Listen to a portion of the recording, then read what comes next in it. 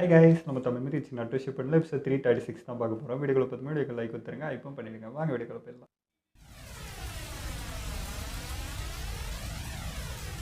நீ யாருங்கிறது உனக்கு தெரியணும்னா உன்னோட உண்மைத்தன்மை என்னங்கிறத உணர்ந்து அதை நீ அப்படியே ஏத்துக்கணும்.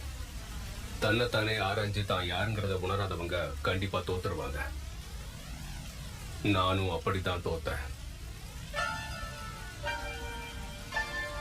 எனக்கு தனிப்பட்ட முறையில ஒரு அடையாளம் கூட இல்ல. சொந்தம்னு சொல்லிக்கவும் யாரும் இல்ல.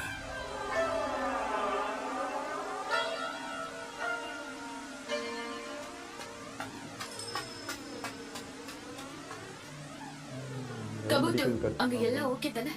எல்லாமே ஓகே தான். எனக்கு ஒண்ணு புரிய மாட்டேங்குது. இந்த மாதிரி ஆட்களுக்கெல்லாம் நம்ம ஏன் உதவி பண்ணணும்? நம்ம ஒண்ணுமே பண்ணாம இருந்தா செல்வனுக்கு காசு கிடைக்காது. அப்புறம் இன்னும் கொஞ்சம் பேண்டேஜ் கொண்டு வரியா? சரி, கொண்டு வரேன். நீ ஒரு ஷினோபி கிடையாது. இருந்தாலும் உனக்கு மெடிக்கல் நிஞ்சிட்ஸு நல்லா வருது. அதுக்கு காரணம் என்னோட அம்மா தான். காபோட்டோ, அதுதான் உன்னோட பேர்ல. நீ ஏன் ஒரு ஷினோபி ஆக கூடாது? நீ ஒரு ஷினோபியான நிச்சயமா ரொம்ப நல்லா வருவ. எனக்கு அதுல எல்லாம் விருப்பம் இல்லைங்க. இந்த ஆசிரமத்துக்காக பணம் சேர்க்கணும், அதுதான் என்னோட எண்ணம். நான் அப்படி சேர்க்கிற பணம் எங்க அம்மாவுக்கு ரொம்ப உதவியா இருக்கும்.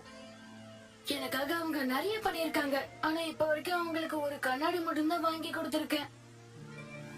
அப்படியா? கவலைப்படாத, நல்லதே நடக்கும். எனக்கு நினைவு இருக்கிற வரைக்கும் நீ கன்னியாஸ்திரியா தான் இருந்திருக்க. இப்ப என்ன குழந்தைகளை எல்லாம் பாத்துக்கிற? உன்னை முன்ன பார்த்ததை விட இப்ப பாக்குறதுக்கு ரொம்ப சோர்வா தெரியற. நோனோ, நான் அந்த பேரை மாத்தி ரொம்ப நாள் ஆச்சு. அதுக்கப்புறம் லீஃப் வில்லேஜ் கிட்ட பணம் கேட்டிருந்த விவகாரமும் ஒரு வழியா முடிஞ்சிருச்சு. அதுக்கப்புறமும் எதுக்காக இங்க வந்திருக்கீங்க? எஸ்பியோனேஜ் யூனிட்டோட முன்னாள் ஸ்பையான நீ ஃபவுண்டேஷனை விட்டு போனதுல இருந்தே ரகசிய தகவல்கள் தெரியாம போயிடுச்சு. அதனால அதை பத்தி பேசுறதுக்காகத்தான் இப்ப நான் இங்க வந்திருக்கேன். இப்ப நடந்துகிட்டு இருக்கிற போர்ல ஹிடன் ஸ்டோன் வில்லேஜ் பெரிய திட்டத்தை தீட்டிக்கிட்டு இருக்கிறதா எங்களுக்கு இன்ஃபர்மேஷன் கிடைச்சிருக்கு. அதனால அந்த ஊருக்குள்ள போய் எங்களுக்கு கிடைச்ச அந்த தகவல் உண்மைதானா நீ சோதனை பண்ணிட்டு வரணும்.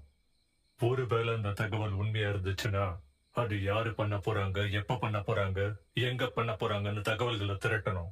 அதுக்கப்புறம் எங்க கிட்ட தெரியப்படுத்தணும். இது கொஞ்சம் பெரிய மிஷனா தான் இருக்க போகுது. நான் ஸ்பையா இருக்கிறத விட்டுட்டேன். ரொம்ப நாள் ஆகுது. இந்த ஆசிரமத்துக்கும் இங்க இருக்கக்கூடிய குழந்தைகளுக்கும் இவங்க எவ்வளவு முக்கியம்னு நீங்க எல்லாம் உணராம பேசிக்கிட்டு இருக்கீங்கன்னு நினைக்கிறேன். இந்த ஆசிரமத்தை காப்பாத்த அவங்க ஏற்கனவே நிறைய உதவி பண்ணிட்டாங்க. இந்த வேலை ரொம்ப ஆபத்தானது. அப்படி இருக்கும் போது எங்க ஆட்களை ஏன் செய்ய சொல்றீங்க? அதுக்கு பதிலா உங்க ஆளுங்களையே வச்சு முடிக்கலாம்ல. இவ்வளவு முக்கியமான மிஷன்ல என்னால இவ்வளவு தவிர வேற யாரையும் 100% நம்ப முடியாது. அதே போல ஃபவுண்டேஷன்ல எத்தனையோ திறமசாலிகள் இருந்தாலும் இவ அளவுக்கு அங்க ஒருத்தர் கூட கிடையாது. ஒண்ணு போய் மாட்டிக்குவாங்க, இல்ல எங்களை மாட்டி விட்டுருவாங்க. ஆனா என்னைக்கு இவ துரோகம் பண்ணாத ஒரு ஆளுங்கிறதால தான் நான் இங்க வந்திருக்கேன். நீ பாக்குற பார்வையிலேயே உண்மையை கணிச்சிட்டேன்னு எனக்கு நல்லா புரியுது. ஒருவேளை நான் கேட்கற உதவியை நீ பண்ணலன்னு சொல்லிட்டா அதுக்கப்புறமா உனக்கு இங்க ஃபண்ட் வராது. இது நியாயமே இல்ல. ஏற்கனவே இந்த பிரச்சனைய தேர்ட் ஹாக்காக கிட்ட பேசி முடிச்சிட்டோம்ல. தெரிஞ்சும் எங்களை ஏன் நீங்க ஓரவஞ்சனை பண்றீங்க? இந்த ஆசிரமத்துக்குள்ள யார் வேணாலும் சுலபமா நுழைஞ்சு திருட முடியும். இங்க காவலாளிகள் அமர்த்தினீங்கன்னா உங்க பணத்தை யாரும் திருடாம அவங்க பாதுகாப்பாங்க. ஆனா அதுக்காக உங்களால செலவு செய்ய முடியணும். ஒரு பக்கம் நீங்க பணத்தை பாதுகாக்கிறப்போ பசங்களுக்கும் எதுவும் ஆகாம நீங்க தான் பாத்துக்கணும். கேக்குறதுக்கு ஆளோ யாரும் இல்லாத குழந்தை பசங்களுக்கு இங்க எவ்வளவு டிமாண்ட் இருக்கு தெரியுமா? ஷினோபியா இருந்துகிட்டு இப்படி ரவுடி போல மிரட்டுறது நியாயமே கிடையாது. நான் சொல்றது உங்களுக்கு தான் புரிய மாட்டேங்குதுன்னு நினைக்கிறேன். நம்ம ஊரை பாதுகாக்கிறதுக்காக இது செய்யறதுக்கு உங்களுக்கு என்ன பிரச்சனை? நான் கண்டிப்பா போறேன். அச்சோ, ஒரு நிமிஷம். அடிக்கடி இப்படி உன்னோட உணர்வுகள் உன்னோட கட்டுப்பாட்டுக்குள்ள இல்லாம போறதுனாலதான் ஃபவுண்டேஷன்லயும் உன்னால நிலையா இருக்க முடியல. ஏன் இப்படி மனிதாபிமானம் இல்லாம பேசுறீங்க? இந்த தகவலை சேகரிக்கிறதுல ஏற்கனவே நான் ஒரு ஆளை இழந்துட்டேன். அதனால அவன் இடத்தை நிரப்புறதுக்கு இங்கிருந்து ஒரு சின்ன பையனை கூட்டிட்டு போலான்னு நான் முடிவு பண்ணிட்டேன். நீங்க ஏன் இப்படி பண்றீங்க? நான் தான் நீங்க கேட்ட உதவி பண்ண ஒத்துக்கிட்டேன்ல. இதுக்கும் அதுக்கும் சம்பந்தம் கிடையாது. உங்க மிஷனுக்கு தேவையானதை தனியா கொடுத்துருவோம். அதுக்கும் இந்த பையனை கூட்டிட்டு போறதுக்கும் எந்த ஒரு சம்பந்தமும் கிடையாது. இங்க இருக்கிற சில பசங்களுக்கு இயற்கையாவே லீஃப் நிஞ்சா ஆகணுங்கிற ஆசை இருக்கு. அவங்களோட அந்த ஆசையத்தான் நாங்க நிறைவேற்ற போறோம். வேணும்னா நீங்களே சோதிச்சு பாருங்க. கண்டிப்பா ஒருத்தராவது ஆமான்னு சொல்லுவாங்க. கவனிக்கிறதே அவன் கவனிச்சிட்டான்.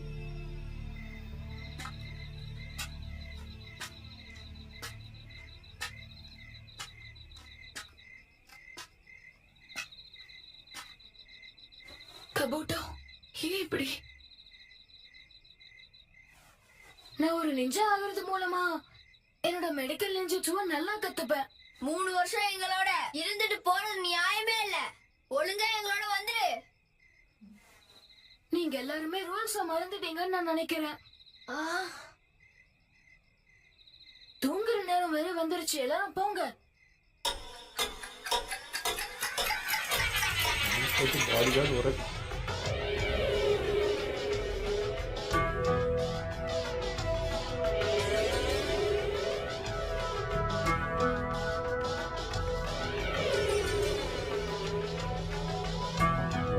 ஊர்லி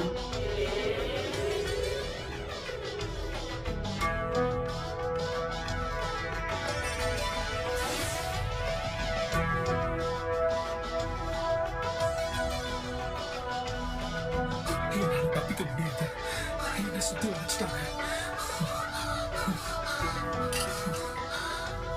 நான் இந்த முடிவு எடுக்காம இருந்திருந்தா இந்நேரம் நான் ஒழுங்கா தூங்க வச்சும் போயிருந்திருப்பேன். நான் அங்கிருந்து வந்து 5 வருஷம் ஆயிடுச்சு. அம்மாவை ஒரு வாட்டியாவது எனக்கு பார்க்கணும்னு ஆசையா இருக்கு.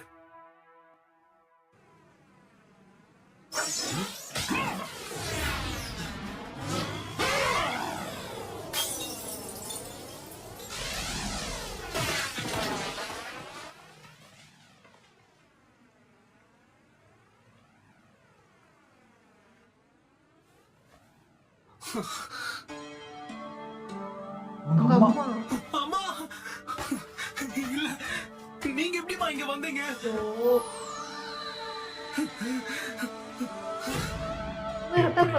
நீதான் ஹிடன் ஸ்டோன் வில்லேஜ்க்குள்ள ஊடுருவி போயாகும். இந்த மாதிரியான முக்கியமான பெரிய மிஷன்ஸ்ல உன்னை தவிர வேற யாரையுமே எங்களால நம்ப முடியாது. இன்னமும் நீங்க அன்னைக்கு போன மிஷன் முடியலையாமா? வருஷமான மிஷன். நீ எதுக்காக என்ன குணப்படுத்துற? யாருப்பா நீ?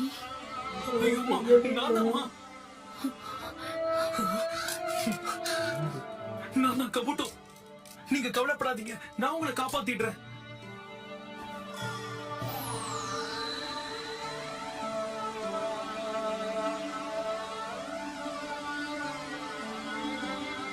நீ யாரு? தெரியல.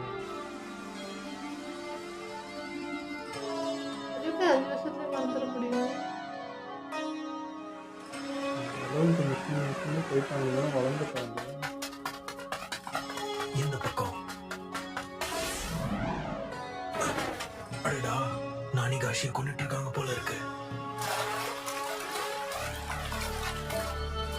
பையன்றது கூட அந்த ஊருக்கு தெரியல.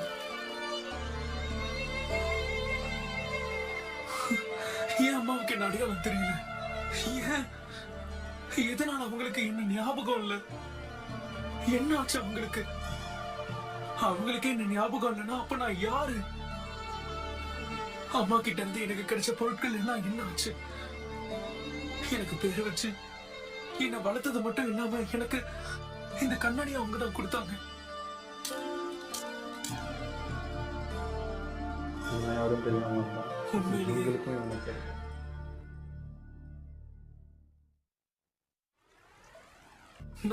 இது நான் கிடையாது. கண்டிப்பா இது நான் கிடையாது. உனக்கு நீ யாருங்கிறத இன்னும் சரியா தெரியல போல.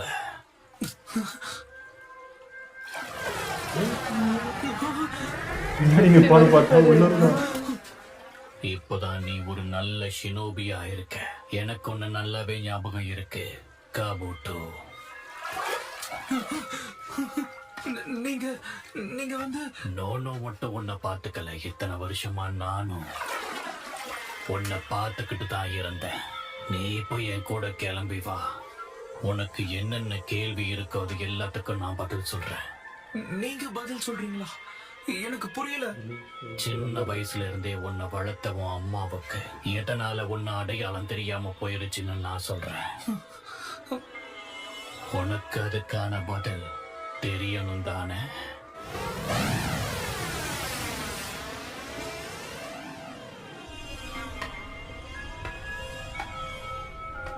எனக்கு இப்படி ஒரு மறைவிடம் இருக்குங்கிறது யாருக்கும் தெரியாது.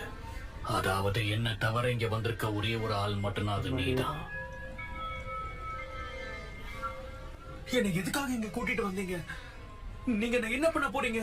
உனக்கு கொஞ்சம் கொஞ்சமா ஆர்வம் அதிகரிச்சுக்கிட்டு போது போல. உண்மையிலேயே அது நல்ல விஷயம்தான். ஆர்வம் அளவுக்கு அதிகமா இருந்தா மட்டும்தான் அவன் மனுஷன். அதே ஆர்வம் தான் உன்னை இந்த இடத்துக்கும் கூட்டிட்டு வந்திருக்கு. தயவு செஞ்சு என்ன குழப்பமா உண்மையா சொல்லுங்க. நான் தெரிஞ்சுக்கணும்னு நினைக்கிற பதில் ஏற்கனவே உங்களுக்கு தெரியுமா? உனக்கு ஒரு உண்மையை சொல்லணும்னா, ஃபவுண்டேஷன் உன்னையும் உன் அம்மாவையும் மொத்தமா அழிக்கணும்னு முடிவெடுத்திருக்காங்க. நீங்க என்ன சொல்றீங்க? ஒரு ஸ்பையா நீங்க 2 பேருமே அதி புத்திசாலிகளா இருந்திருக்கீங்க. அதனால உங்களுக்கு நிறைய விஷயம் தெரிய வந்திருக்கு. என்ன சொல்றீங்க? இவ்வளவு வருஷமா இந்த ஊருக்காக கஷ்டப்பட்டு உழைச்சிட்டு இருக்கிறதுக்கு எங்களுக்கு கிடைச்ச பரிசு இதுதானா?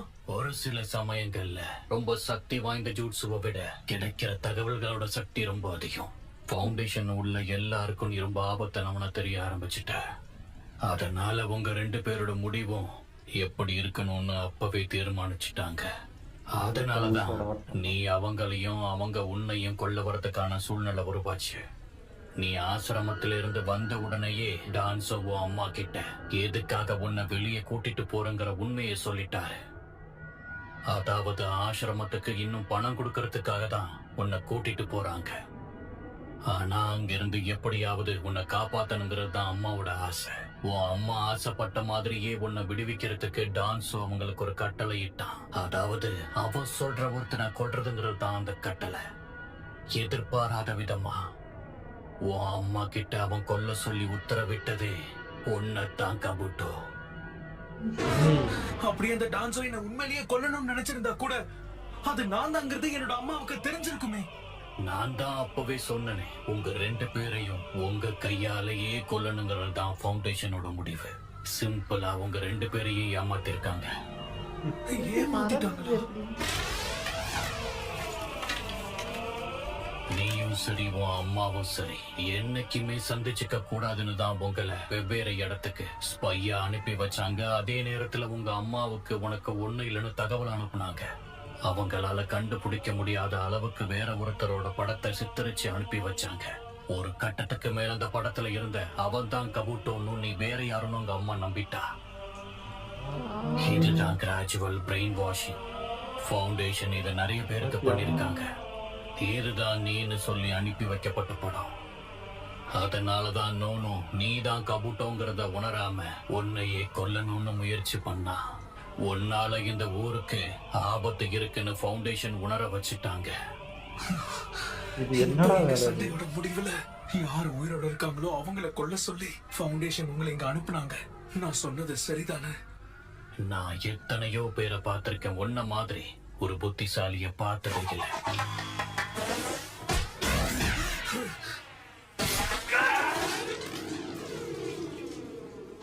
I always wanted an explanation of who I was! And I thought that I finally found it. But I've lost myself again! Thanks to all of you Foundation bastards! These glasses were what linked Mother and me!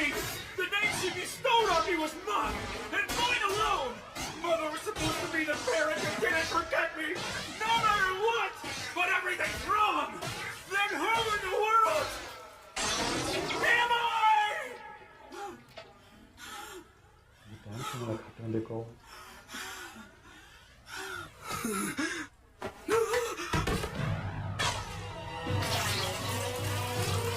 உன்னை யாருன்னு நீ அடையாளப்படுத்திக்கிறதுக்கு போதுமான அளவுக்கு உங்ககிட்ட தகவல்கள் இல்ல. நீ போட்டிருக்கிற கண்ணாடி, உன்னுடைய பேரு, முக்கியமா அவ உன்னை வளர்த்ததெல்லாம் உன் அடையாளம் கிடையாது. இது வரைக்கும் உனக்கு தெரிஞ்சதெல்லாம், உனக்கு இப்படி ஒரு வாழ்க்கை அமைஞ்சதெல்லாம் உனக்கு நிம்மதி கிடைக்கிற வரைக்கும் உனக்கு தேவையான எல்லாத்தையும் நீ உனக்குள்ள சேர்த்துக்கிட்டே போலாம். நீ எனக்குள்ளதானே இங்க வந்து, அப்ப எதுக்காக என்கிட்ட இதை பத்தி எல்லாம் சொல்லிக்கிட்டு இருக்க? நான் யாரு என்னன்னு என்ன அடையாளப்படுத்தக்கூடிய விஷயங்களையும் தேடி ஒவ்வொன்னா நான் சேர்த்துக்கிட்டு வந்துகிட்டு இருக்கேன். தொடர்ந்து இது வரைக்கும் நான் நிறைய ஆராய்ச்சிகளை பண்ணிருக்கேன். ஒவ்வொரு ஆராய்ச்சிகளோட முடிவுலையும் எனக்கு கணிசமா ஏதாவது கிடைக்கும். ஒண்ணு விடாம எல்லாத்தையும் நான் சேகரிச்சு வச்சிருக்கேன். பிறகு அது எல்லாத்தையும் பயன்படுத்தி நானே எனக்கு ஒண்ணுகிட்டு சரியான நேரத்துல மறுபிறப்பு எடுப்பேன். அதுக்கு பிறகு பண்ண ஆராய்ச்சிகள்ல நிறைய விஷயங்கள் எனக்கு கிடைச்சது. இந்த முறை நீ கிடைச்சிருக்க. நிச்சயமா இந்த உலகத்துல இப்ப இருக்கக்கூடிய விஷயங்களை வச்சு உன்னால நீ யாரு என்னன்னு கண்டிப்பா கண்டுபிடிக்க முடியாது. அதுக்கேத்த விஷயங்கள் இங்க இல்லைன்னு சொல்ல வரேன். எதுக்காக நீ என்ன ஒரு ஆராய்ச்சி பொருளா பாக்குறேன்னு தெரிஞ்சுக்கலாமா? உன் திறமை எவ்வளவு அபாரமானதுன்னு இங்க இருக்கிற யாருக்கும் தெரிய மாட்டேங்குது. அதை எதுக்காக கொன்னு வீணடிக்கணும்? அது மட்டும் இல்லாம இந்த மொத்த ரிசர்ச் லேபையுமே உனக்காக தான் தயார் பண்ணிருக்கேன். உன்னோட திட்டம் தான் என்ன? ஃபவுண்டேஷன் தனித்திறமைகளை அழிக்கும். நான் தனித்திறமைகளுக்கு வழிகாட்ட போறேன். ஒரு புது ஊரை உருவாக்கணும். அதுதான் ஹிடன் சவுண்ட் வில்லேஜ். அது எந்த நாட்டுக்கு கீழே வராது. இதுக்கப்புறம் நீயும் நானும் இந்த ஃபவுண்டேஷன்ல இருந்து காணாம போக போறோம். இதுக்கப்புறம் நான் தான் உனக்கு ஒரு அப்பாவா அம்மாவா அண்ணனா வழிகாட்டியா இருக்க போறேன். டான்சோ கிட்ட இருந்து உன்னை பாதுகாக்க வேண்டியது என் பொறுப்பு. இதுக்கப்புறம் இதுவே உன்னோட தனிப்பட்ட வரலாறு. நீ சின்ன பையனா இருக்கிறப்போ பேட்டில் ஆஃப் கிக்யூ வாஸ் முடிஞ்சதுக்கு பிறகு அங்க இருக்கிற மெடிக்கல் நிஞ்சுட்சு தான் உன்னை வளர்த்தாங்க. டான்சோ கிட்ட வேலைக்கு வந்த பிறகு நானூயா குஷி தான் ஒரு மெடிக்கல் யூனிட் கேப்டன் சொல்லி தன்னை பத்தின விஷயங்களை மறைச்சா. இதுக்கப்புறம் நீதான் அவளுடைய மகன். இதுக்கப்புறம் உன்னோட முழு பெயர் கபுட்டோ யாகுஷி.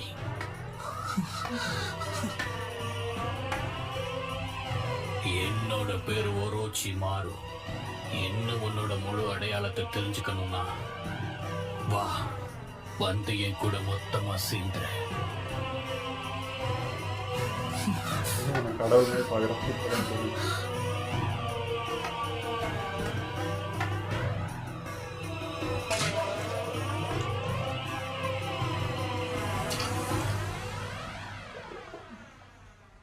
இதே போல நான் இன்னொரு ஆர்கனைசேஷனையும் கவனிக்க வேண்டியது இருக்கு. கவலைப்படாதீங்க. அது என்ன ஆர்கனைசேஷன்?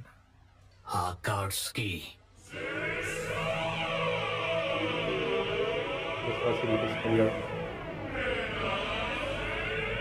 ஒரோச்சிமாரு செஞ்ச ஆராய்ச்சிகள் பத்தின தகவல்கள் எனக்கு தெரிஞ்சாகணும். அதே போல ரீஅனிமேஷன் ஜிட்ஸு பத்தின தகவலும் எனக்கு தேவைப்படுது. கண்டிப்பா கொண்டு வந்து கொடுக்குறேன் லார்ட் சசூரி. நீ எனக்கு நல்ல உதவிகரமா இருக்க. நான் கேட்கிறப்பெல்லாம் இதே மாதிரி உதவிகளை நீ பண்ணி கொடுத்தே ஆகணும். ஏன்னா என்ன பொறுத்த வரைக்கும் நீ வேற ஒரு பொம்மை மட்டும்தான். ஏமாத்துறானா?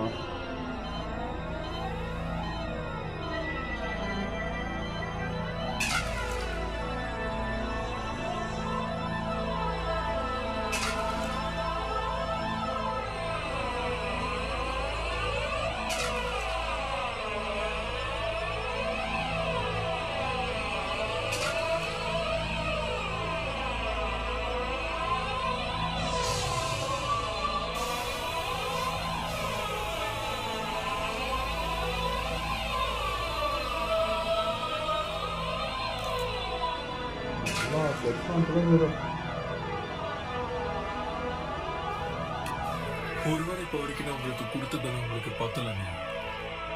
உங்களுக்கு என்னெல்லாம் வேணுமோ அதெல்லாம் தேடி ஒவ்வொன்றா உங்களோட உடம்போட நீங்களே இணைச்சுக்கோங்க.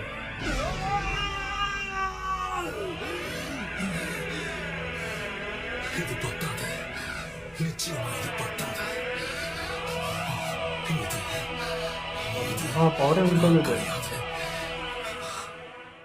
எங்கே திரும்பினாலும் எந்த விஷயத்தில் எங்கே நுழைஞ்சு பார்த்தாலும் கடைசி எண்டில் எவன்டா இருப்பான்னு பார்த்தா டான்ஸோ தான்.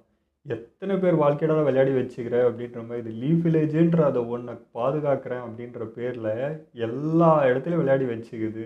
இது மொத்தமும் திரும்ப லீஃப் வில்லேஜுக்கு தான் எதிராக திரும்பும், இது லீஃப் வில்லேஜுக்கு ஆபத்தாக வரும்ன்றது கொஞ்சம் கூட நினப்பு இல்லாமல் பெரிய ஒரு மாதிரி வந்து நான் நொட்டுறேன்னு சொல்லி எல்லா இடத்துலையும் இங்கே எத்தனை பேர் வாழ்க்கைங்க, இங்கே இட்டாச்சி வாழ்க்கை, சாஸ்கே வாழ்க்கை, இங்கே கபுட்டோ, யார் வாழ்க்கை எடுத்து பார்த்தாலும் அவன் தாங்கிறான்.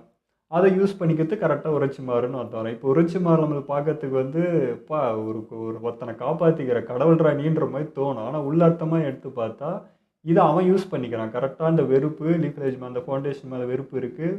அண்ட் இவன் வந்து திறமையான ஒர்க்கு, இந்த மாதிரி ஆள் தான் எனக்கு தேவை. ஏன் ஆராய்ச்சியும் ரொம்ப ரொம்ப முக்கியமாக தேவை. ஏன்னா ஸ்பை வேலை பார்க்குறான், எல்லா திறமையும் அவன்கிட்ட இருக்குது.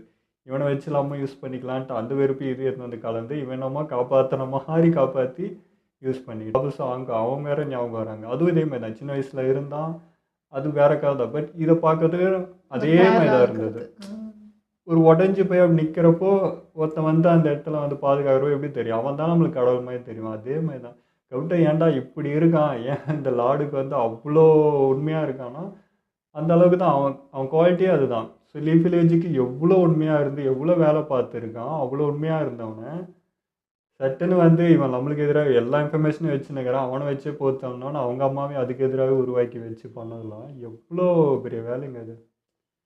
அதை சொல்கிறதுக்கே இல்லை. இதுக்கும் மேலே ஒருத்தனை கோவமே வரக்கூடாது, இதுக்கு எதிராக திரும்பவே கூடாதுன்னா நம்மளாம் தான் வில்லனாக மாறிடுவோம். கோவம் வரதாங்க செய்யும். இதெல்லாம் எப்பேற்பட்டவனுக்கு இருந்தாலும் கோவம் வரும். எனக்கு இது பார்க்கும்போது என்ன சொல்கிறதே தெரியல. நிறைய விஷயம் மண்டையில் ஓடுது, ஏதோ பேசுறது எதோ சொல்கிறது இப்போ எனக்கே தெரியல, ஏதோ மறப்பன்னு கூட தெரியல சொல்கிறதுக்கு. அவ்வளோ விஷயம் இருந்துச்சு. எனக்கு கபுட்டோ பார்க்க கஷ்டமாக இருந்தது. நாங்கள் நரோட்டோ ஃபீல் வந்தது ஒரு இடத்துல. நரோட்டோ நான் நினச்சிருக்கேன் அந்த மாதிரி, அவனுக்குன்னு யாராவது சொல்கிறதுக்கு இருந்தால் அவன் எவ்வளோ சந்தோஷப்பட்டிருப்பான். அவன் நினைக்கிறதுக்கு ஒரு ஜீவன் எங்கேயோ இருக்குன்றது எவ்வளோ சந்தோஷம் கொடுக்கும். அந்த மாதிரி நரோட்டோக்கு எல்லாம் போச்சுன்னு அவனுக்கு ஃபீல் பண்ணியிருக்கேன். இப்போ கபுட்டோ பார்க்கும்போது அதே ஃபீல் தான் இருந்தது. இந்த லீஃப் வில்லேஜ் பற்றி நிறையா பாசிட்டிவ் விஷயங்களும் சொல்லியிருக்கோம். ஆனால் 2 நாள் முன்னாடி நாங்கள் பேசியிருந்தோம். இப்போ இட்டாச்சி வந்து அவனை மாற்றினாங்க, அவன் மைண்ட் மாற்றி அவங்க வில்லேஜுக்கு ஆப்போசிட்டாகவே திருப்பினாங்க. இட்டாச்சி அதை அக்செப்ட் பண்ணிக்கிட்டாலுமே யோசிக்கணும்ல, அவன் வளர்ந்ததுக்கு அப்புறம் இது அவனுக்கு எப்படி ஒரு ஃபீல் கொடுக்கும், அது கரெக்டாக தப்பான்னு யோசிக்கும் போது அவனுக்கு எந்த மாதிரியான மனநிலை இருக்குன்றது எதுவுமே யோசிக்காமல் அவனை ஒன்று பண்ணாங்கன்ற மாதிரி எனக்கு தோணுச்சு. இப்போ சாசிக்கவும் நம்ம வில்லேஜில் இருந்திருந்தால் இதே மாதிரா அந்த வில்லேஜ்லேருந்து இப்போ வரவங்க நமக்கு அகேன்ஸ்டாக இருக்கும்போது சாசிக்கே என்ன பண்ணியிருப்போம், அவங்களுக்கு அகேன்ஸ்டாக தான் திரும்பி சண்டை போட்டிருப்போம். அப்போ இந்த லீஃப் வில்லேஜ் சாசிக்கேவை யூஸ் பண்ணியிருக்கோம்.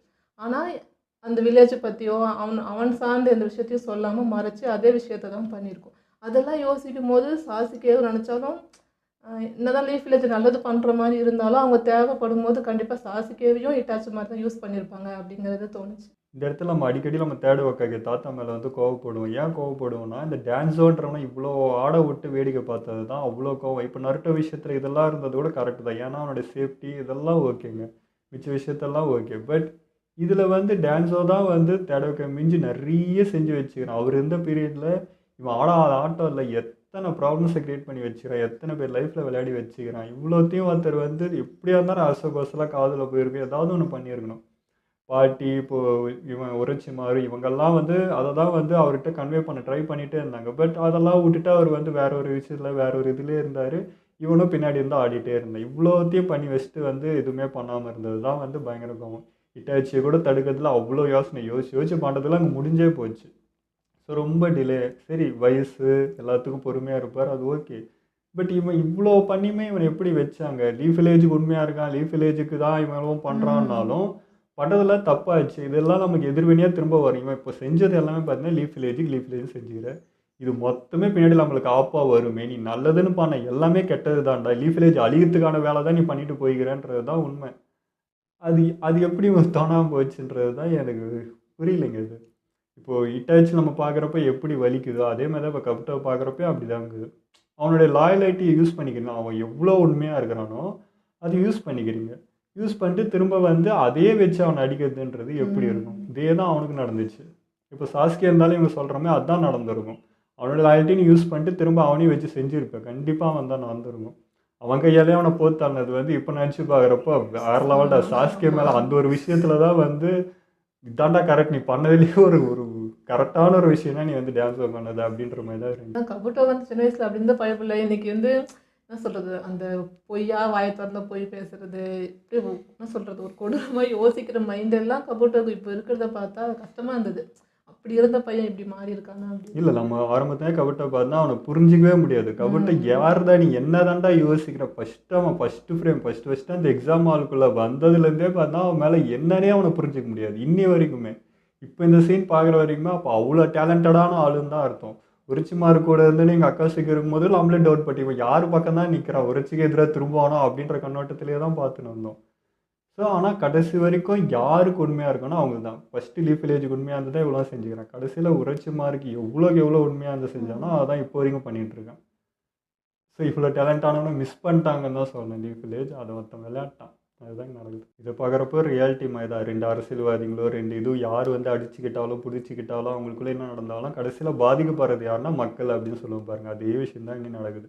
பண்ணுறதெல்லாம் அவங்க, ஆனால் அங்கே உள்ள லீஃப் வில்லேஜில் ஒன்றுமே பண்ணாதவங்க தான் அதனால் பாதிக்கப்பட்டு. இப்போ எதுக்காக நம்ம அடி வாங்கன்னு கூட நமக்கு தெரியாது. இவங்களா விளையாட்டு போனதாக இருக்கும், அந்த வெறுப்பு சம்பாதிச்சு வச்சதாக இருக்கும். அவங்க பண்ண ஒரு ஊழல் வேலை இது அது இதெல்லாம் சேர்ந்தால் நம்மளை போட்டு அடிக்கும்.